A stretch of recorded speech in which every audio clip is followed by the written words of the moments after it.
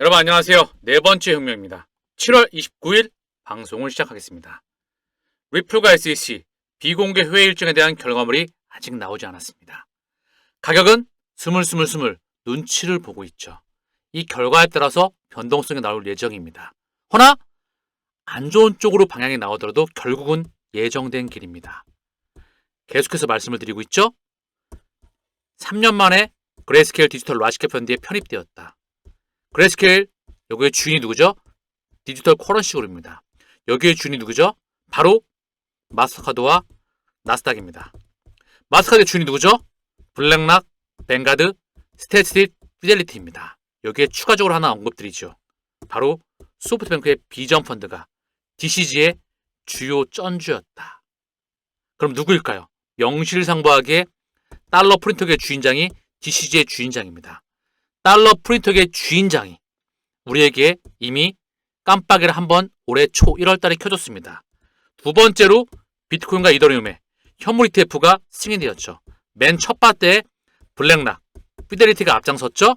그리고 CME, 전세계 세계 파생 시장의 주인장이었던 CME에서 인덱스의 XRP를 편환시킵니다. 이는 곧 XRP ETF가 예정되어 있는 부분이다. 이는 곧 리플과 소송이 마감이 다가온다. 상품과 증권에 대한 규격이 나와야 XRP ETF가 진행되는 겁니다. 이는 곧 알트코인의 ETF로 진행이 되어 있다. 다시 한번 미국 하원에서 이미 암호화폐는 상품이다 법안이 통과가 되어 있다. 자, 트럼프 대통령이 비트코인 컨퍼런스에서 많은 이야기를 던졌습니다. 비트코인 컨퍼런스 2024 기조연설을 통해서 비트코인 세계 정상금 자산으로 성장했다. 금보다 시총 커질 것. 비트코인 미래의 금 대체 가능하다. 미국이 선점해야. 미국 암호화폐 수도가 되게 할 것이다. 미국 민주당 낡은 방식을 고수하고 있다. 암호화폐 앞길 막는 사람 없앨 것. 민주당이건 공화당이건 상원 100명이건 하원 435명이건 민주당, 공화당, 무소속이건 누가 되든 간에 결국은 이 시장을 100% 띄울 수밖에 없습니다. 단기적으로는 표, 허나 정해진 패러다임입니다. 돈의 역사가 바뀌는 것이거든요. 대통령 당선 시에 게리 겐슬러를 해임하겠다. 100일 내에 암호화폐 규칙 만들 것. 비트코인은 달러 위협하지 않는다. 지속 상승할 것이다. 미국 정부 차원에서 비트코인 매도하지 않을 것이다. 국가 전략 자산으로 비트코인을 비축하겠다. 트럼프 재선되면 SEC 게리 겐슬러 대선 첫날 해임을 약속하고 있다. 참고만 합니다. 게리 겐슬러 또한 유태인, 그들의 하수인, 그들의 핏줄에 속해 있습니다. 늘 악역을 자처했죠. 그들의 설계 구도에 들어가 있습니다. 그리고 와서 시장을 누르는 선봉대 역할을 했었죠. 이게 뭘까요? 왜 눌렀을까요? 속도를 조절하는 겁니다. 종이, 지금의 통화 시스템, 금리, 유가, 환율, 이거에 연결된 금융경제와 실물경제, 이거에 대한 속도를 조절을 통해서 시장 인프라를 깔아나가면서 이 도입 시기를 조절했던 거야. 그들의 하수인으로서. 얘가 물러날 시기가 올 수 있겠죠. 그럼 뭘까요? 이제 새로운 속도가 빨라지는 그 문명의 시대가 오는 겁니다. 해임될지 안 될지 지켜보면 알겠죠. 해임이 되건 나가건 나가지 않건 시장의 버블은 예정되어 있습니다. 아까 말씀드렸죠? 상원이건 하원이건 공화당이건 민주당이건 정해진 길이다. 이걸 의심하게 되면 내 멘탈이 흔들거리는 거야. 4차 산업혁명, 웹3 3.0 혁명, 블록체인 혁명, 가치의 인터넷, 통화 혁명, 돈의 규칙이 수백 년 만에 바뀌는 겁니다. 이걸 읽었다면 시장 규모가 1000배 이상 성장한다. 단순한 예로 말씀을 드릴까요? 국가 준비자산. 미국 페드가 국가 준비자산으로 비트코인을 매집한다. 그러면 뭘까요? 페드만 매집할까요? 아닙니다. 얘가 기준대가 쓰죠? 유럽 중앙은행이 준비자산으로 매집을 합니다. 일본 중앙은행, BOJ, 니끼니 매집합니다. 한국 중앙은행이 매집하고요. 중국 중앙은행, 인민은행이 매집합니다. 전 세계 중앙은행들이 매집을 하겠죠. 그럼 비트코인의 가격은 어디가 있을까요? 감이 오시죠? 그쵸? 시장 규모가 1000배 이상 성장한다. 비트코인은 100억 어느 순간 도달할 겁니다. 얘가 100억에 도달한다면 이더리움과 XRP는 어디 있을까요? 돈의 규칙이 바뀌는 역사의 현장에 여러분들은 들어서고 있는 겁니다. 그 밑에 보니까요. CBDC 이야기를 하고 있는데요. 재임 중에 미국 CBDC 개발을 중단할 것을 재무부에 지시할 것이라고 밝혔다. 내가 미국 대통령인 동안 CBDC는 결코 없을 것이며 자기 보관의 권리를 항상 지킬 것. 이거를 100% 필터링해야 됩니다. 어떻게? 속도를 조절하는 거야. 아시나요? 비트코인만으로 통화정책은 누가 하죠? 페드가 합니다. 재정정책 어디서 하죠? 행정부가 합니다. 입법은 의회에서 하죠. 중요한 건 행정부에서 통화정책을 관장할 수가 없어. 비트코인으로 지금의 통화정책을 할 수가 없다는 거죠. 이거 누가 하죠? CBDC가 합니다. 그래야 마이너스 금리 또는 통화정책을 관장할 수가 있다는 거죠. 새롭게 블록체인의 중심에 있었던 그거를 관장할 수가 있다는 겁니다. 비트코인과 자산으로, 가상자산으로는 통화정책을 절대 펼칠 수가 없습니다. 그렇다고 한다면 지금 뭘 거야, 트럼프 중앙은행은. 트럼프 전 대통령은 지금 대중을 기만하는 겁니다. SEC 위원장이 대중을 기만하는 것처럼 결국은 기만하고 있다는 거. 속도 조절을 하면서 이미 미국 페드나우, 이 혈관을 통해서 CBDC와 스테이블코인이 이동합니다. 그 통로가 바로 페드나우예요. 이미 작년에 가동하였죠? 그럼 뭘까요? 그냥 속임수입니다. 트럼프 할아버지가 와도, 트럼프가 대통령 당선이 돼서 할아버지가 와도 그건 막을 수가 없는 거야. 중국의 정부에서 이런 말 했었죠?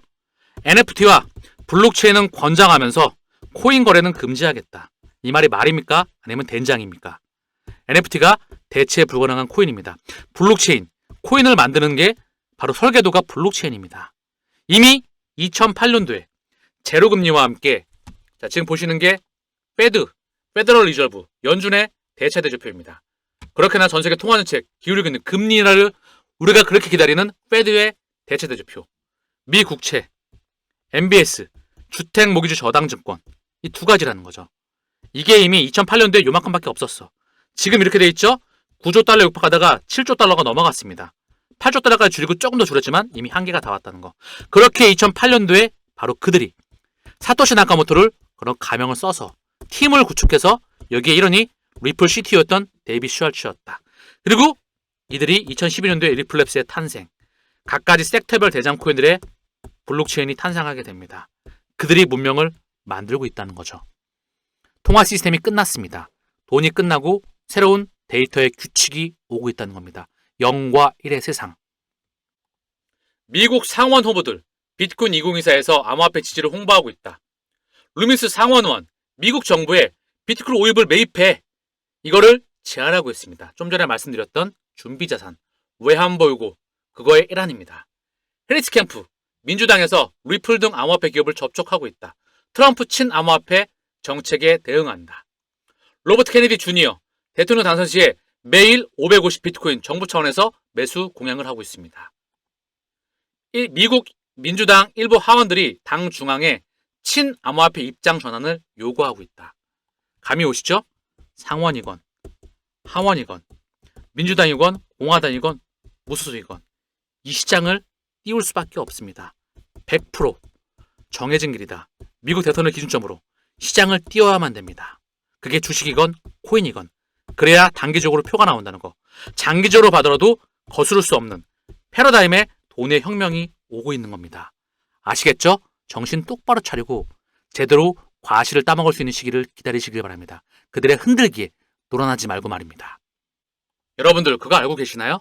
저는 뉴스 대가리를 찌글찌글 읊는 사람이 아닙니다.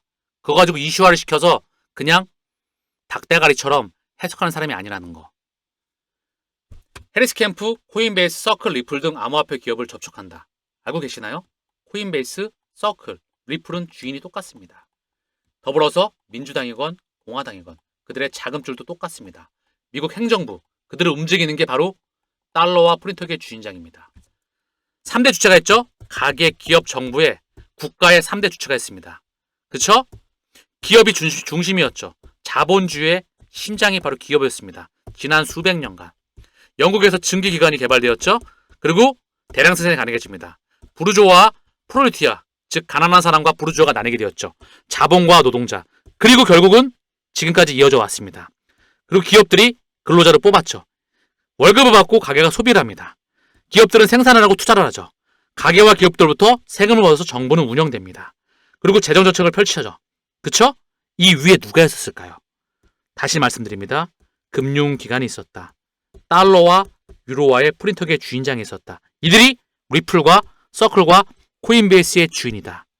그럼 뭘까요? 리플의 소송? 지나가는 개가 웃을 일이다. 게리 겐슬러 의장 해임한 어느 순간 시장을 안개가 걷히고 밝은 고속도로가, 밝은 활주로가 보이게 될 겁니다. 정리를 하면 이더리움이 튀어야 알트가 튑니다. 알트가 튀어야 개인들이 들어옵니다. 이 중간에 미디어가 그들의 개 노릇을 할 것입니다. 그들의 종이었거든요. 그러면 이더리움 구글 트렌드가 폭증하겠죠. 비트코인이 폭증할 겁니다. 그리고 개떼처럼 달려들겠죠. 이때 고래가, 시장을 컨트롤했던 고래가 개인들에게 물량을 넘깁니다. 그래야 시장의 버블이 한 단계 끝이 납니다. 이게 오고 있다는 거 아시겠죠? 이런 게 통찰력입니다. 자, 오늘 방송은 여기서 마치겠습니다. 소송 결과 나오는 대로 말씀을 드리겠습니다. 비공개 그 회의에 대한 일정 나오는 대로 말씀을 드리고요. 이미 하나하나의 모멘텀들이 정해져 있다. 그 흐름을 읽어라. 그 모멘텀을 읽어라. 그래야 돈을 지대로 번다. 현상 뉴스 하나에 몰입하지 말아라. 테두리를 읽어라. 그게 바로 핵심입니다. 진짜 투자자의 길. 찌글찌글하게 몇 푼 벌고 마시고 지대로 버시길 바랍니다.